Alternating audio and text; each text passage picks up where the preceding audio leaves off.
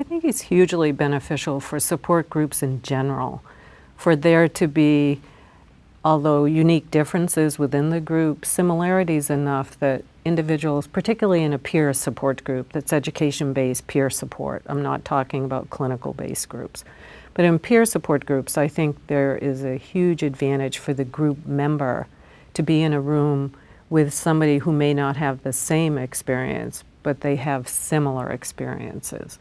And so as a 65-year-old woman, I may find myself being in a support group with a 20-year-old, and the natural instinct may be to either protect, nurture, not shock, start taking care of group members. And that's true of dynamics in groups anyways. However, I think particularly for older adults who very frequently are isolated, feel that they're the only person, and that's usually true of all victims, but more so of older victims, it gives them a connection that they're not the only one, and the ability to support each other in a really hard road. I'll tell you what I've heard from older women that have come to Doves after participating in other programs where there were mixed ages. One of the first things I remember a woman saying to me was, "Alice, I sat in this support group with women in their early 20s to maybe 30s. And I sat there the whole time thinking, they're thinking, what an idiot I am.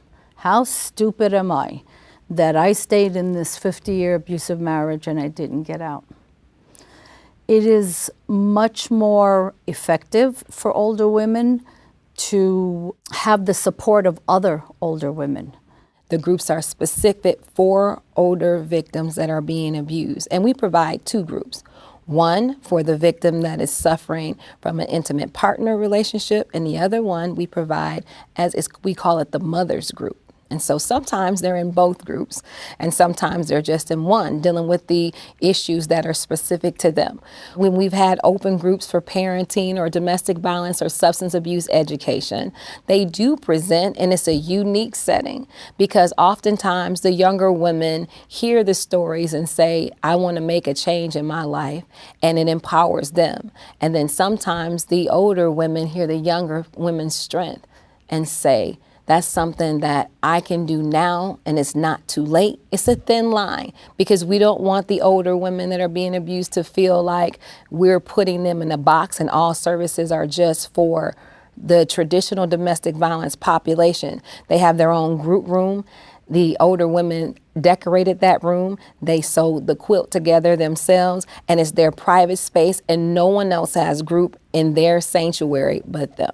Support groups for older victims are essential because now they know they're not by themselves. There's actually someone out there that's like me, that's trying to make the decision on whether they should leave or not. The topics are consistent with the things that older victims are going through.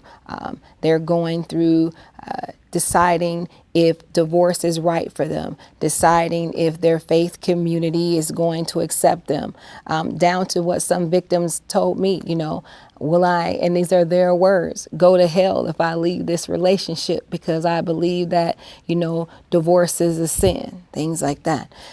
And so in groups, they get the opportunity to talk about the things that are relevant to them, what it means to be a grandmother, what it means to be the mother to older children, to have to walk the walk of knowing that your kids have witnessed things and it was due to what you believe to be right at that time and not being judged for the decisions that you've made, and knowing that I'm not alone.